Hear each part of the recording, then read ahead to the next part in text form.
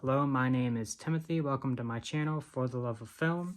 I've been wanting to start a YouTube channel about film for a little while now, and since the Barnes & Noble Criterion sale is wrapping up this weekend, I figured I would kick things off with some Criterion recommendations. For anyone unaware, Criterion is a boutique physical media label. They pride themselves in putting out what they believe to be the greatest and most important classic and contemporary films on physical media. And every year in the month of July and November, Barnes & Noble has a 50% off sale on all Criterion products. So that sale will be wrapping up in a couple days, and I figured I will give some last-minute recommendations. Let's start off with some sets, since obviously you would save a lot more money on these, so obviously things you should pick up if you've been wanting them. First off, we've got the Godzilla Showa era collection. Comes in this cool book with some nice art. It's got separate pages in here with different art for each individual film. Let's see which one in here looks best. Hold on. Oh, this one's cool for Godzilla vs. Mothra. So you've got all that art in here. And then eventually you've got all 15 of the original Showa era films, including the American version of the first film, on 8 different discs in here. This is a Blu-ray set, by the way. Yeah, so you've got all of those. So if you're a big Godzilla fan like I've always been, that's definitely a set to pick up. Okay, and then next we've got the World of Wang Kar Wai. So this is a really cool looking box set, but I have 2 caveats with this box set. So the first being it's kind of weird to open. So when you go to open it, you gotta undo this back here, and it opens up like that. So a little wonky. And you've got a little book in here with some art and information about the films. Got this in here, which is also a little wonky. It has all the discs in here. Yeah, so like I said, set's a little bit wonky to take out and put back, but after you've done it a couple times, kind of get used to it. However, my second caveat with this set is that this is a Blu-ray set. And one of these movies in here, that being In the Mood for Love, has a separate 4K. So if you're a 4K collector and you want the 4K, you would have to buy this 4K separately from the Blu-ray set, even though this film will be on Blu-ray in here. So yeah, there is that. Wang Kar Wai is a Chinese director, possibly the most well-known Chinese director. He is a big influence on Quentin Tarantino, for example, especially his film Chungking Express. And to me, honestly, I might even say he's one of my favorite directors, but I might even say he's perhaps the most romantic director. In the sense that I feel like his films really just romanticize cinema in general. Don't know if that makes sense. Maybe it does if you've seen some of his films. Maybe not. I don't know. But anyways, moving on. We're done with sets. But let's talk about some movies that most people might recognize. 2 of these I have on this list just because I like the packaging for their Criterion releases. Because again, otherwise they're movies that are pretty recognizable and I don't really need to recommend. But first we've got The Princess Bride, which comes in this cool little book. So, really like that one. These are both on 4K, by the way. Of course, you can get Blu-rays if you aren't yet a 4K collector. Then we've got Dazed and Confused. Also like the package for this one. And then I saved this one for the last in regards to those because I have another film to talk about with it. But then we've got Risky Business, which just came out on 4K. It's the only Tom Cruise movie in the collection so far. But then in relation to that, another film that just came out this month is this, which is Perfect Days. It is a Japanese film that came out in Japan and I believe Germany in December last year, but came out here in February. The reason it came out in Japan and Germany at the same time is because, well, it is a Japanese film. It's actually by the German director Wim Wenders. It's a pretty slow movie, really kind of just follows the regular life of our main character. So it won't be for everybody, but for people who are into more simple films like that, it's definitely a good movie. Okay, moving on. Let's go to these. Okay, next we've got some Wes Anderson films. I recommend pretty much every Wes Anderson film. But if you're not familiar with Wes Anderson, two good starting points, I think, are Bottle Rocket, which is his first film. And it's the first film that Luke and Owen Wilson were in, too. So that's interesting. And then perhaps the best film, as far as being representative of his overall style, I would say, is the Grand Budapest Hotel. Don't really know how to go about describing it, so maybe just give it a try. If any of these films I suggest sound interesting, but you don't want to blindly buy them, you can always go on the Criterion channel, and they probably are available to watch on there if you want to try watching them beforehand.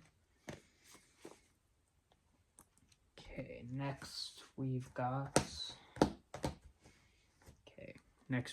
Carnival of Souls, which is a film from 1962. It is probably my favorite psychological horror film. It's in black and white. And like, this is a low budget movie, so it's one of those situations where I can't tell if this is really necessarily on purpose.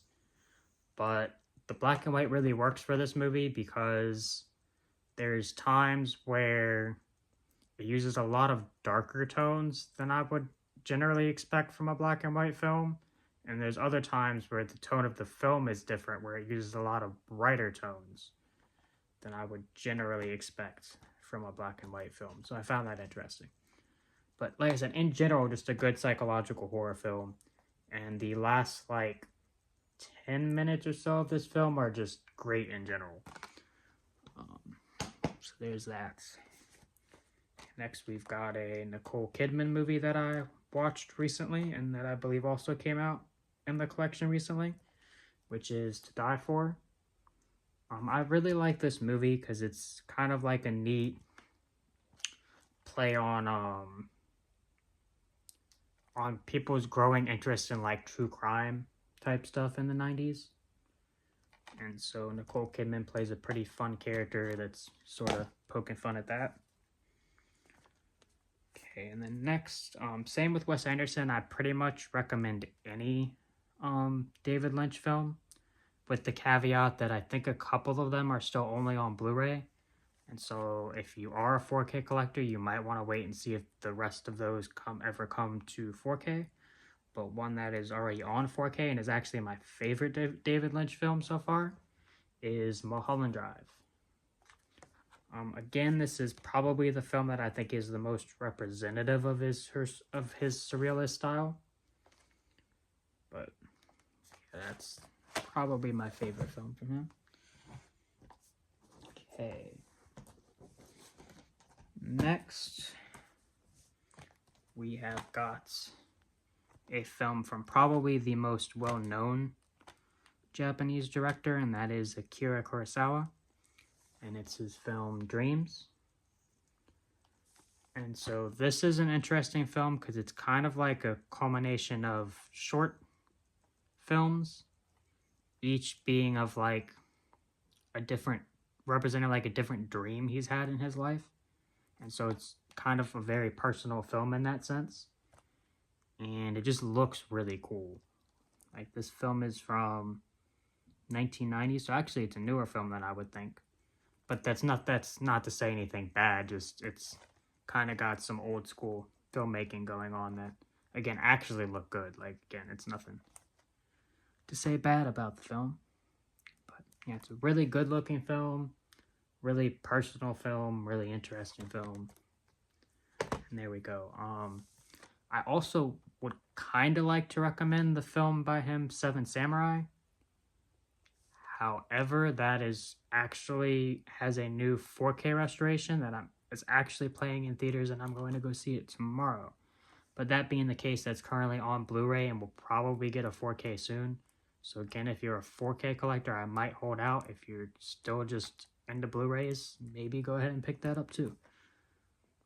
Kind of the same case with another film that's probably my favorite film by him, which is Yojimbo.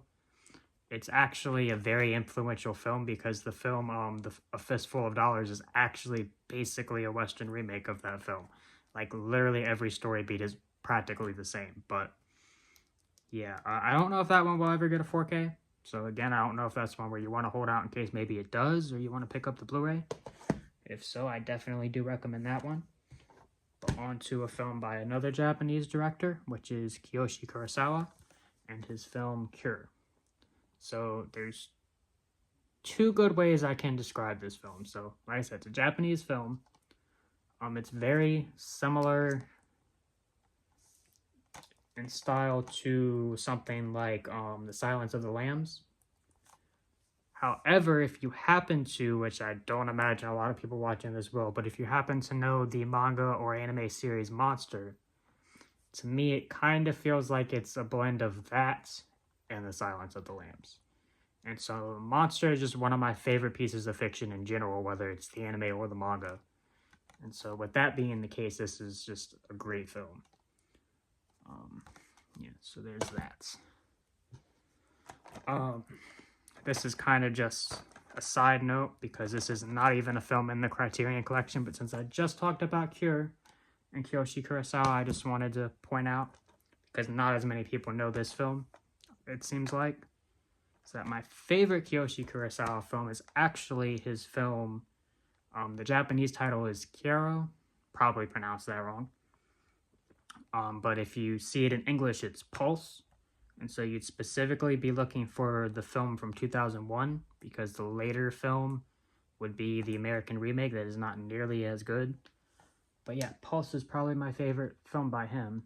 And so this is an Arrow Video Blu-ray, because like I said, not in the Criterion Collection. But Pulse is a cool film. It's sort of similar in vein to like The Ring, in that it's a horror film, sort of, again, it's from 2001, and it's sort of talking about like fears related to technology and technological advancements at the time. So, really cool movie. Okay, next we've got The Umbrellas of Cherbourg, which is possibly the weirdest movie I'm recommending, honestly, because it is a musical. It's a French musical, but I honestly don't think there's another film like this, because it is a musical where instead of there being like actual identifiable music numbers, it just has a backing score, and every single line of dialogue in the film is sung. Just literally every single one. So it's kind of fun gimmick. The story to the film is actually really good, and I actually really like the ending. And so like that gimmick can take like 15 or 20 minutes to get used to, but when you get used to it, like I said, I found it kind of fun. So probably a film worth checking out if you think you can deal with that. Okay, and then next we've got a Brian De Palma film starring John Travolta. It is from 1981, and it is Blowout. Quentin Tarantino has often said that it was watching John Travolta in this film that caused him to cast John Travolta for Pulp Fiction. So if that's saying anything, his performance in this film is really good. I feel like this is kind of becoming a more relevant film again recently, because it's largely about a political conspiracy. So I don't think I need to explain how that's kind of relevant. Okay. And then next we've got Picnic at Hanging Rock, which is an Australian film. It's based on an Australian novel from 1967. And so I've never read the novel, but I've heard that the novel gives a definitive ending to what's going on in this film, which is interesting because what works so well about this film to me is that you don't get a definitive ending. And so it's largely about like the built-up mystery and how it doesn't give you a definitive solution. And so it's one of those things where I feel like I can say that it's not really a spoiler, like you just have to watch it to understand, but this is just a great film. I feel like most people would argue that it's one of the most important Australian films in general as well. So yeah, that is a good film. And then next we've got Portrait of a Lady on Fire. This is, other than Perfect Days, I think possibly the newest film I have so far, which is, it's from 2019. And so it's a French film. And it's just, visually, this is just a beautiful film. I really like the score to this film too. But it's also got a really nice story. And so it's basically about this woman who is hired to paint a portrait of a lady, where like in France, where this is taken, in the time this is taking place, it's custom for a woman getting married to have her portrait painted. And so the woman doesn't actually want to get married to the guy she's getting married to. And so she kind of refuses to have her portrait painted. And so the lady in this is basically hired to like interact with her and sort of observe her and attempt to paint her portrait from memory. And so they sort of build a relationship while that's going on, and it evolves into something else a little bit. But yeah, it's a really good movie. And I didn't even do this on purpose, even though you would think I probably should have. But next we've got another French film, which is Haine. This is actually from 1995, but just as a stylistic choice is still in black and white, which it looks really good in black and white, so that is perfectly fine. But it is about like it's about like French political issues and culture issues going on in the 90s. And yeah, it's a little bit of a slower film, and it's a film where it's definitely the ending that really makes the film. But I still found it entertaining the whole way through, and like when you take that ending into consideration, this is just one of my favorite films. Okay, and then last but not least, we have a film from the Wachowskis, which are the directors of The Matrix. But this is actually their first film that they directed before The Matrix. So this film is Bound. And as much as I do like The Matrix, I actually think this is my favorite film by them. It's not necessarily a similar movie. It's actually a crime thriller. But if you really like The Matrix and you think it's like their style is something you like, this might be a film worth checking out. Oh, side note that I meant to mention earlier that I forgot, but as far as when I was talking about the movie To Die For, another fun thing worth mentioning is that Joaquin Phoenix is in this movie. So there's that. Okay, there are all my Criterion recommendations for now. I guess I will talk to everybody hopefully in another video.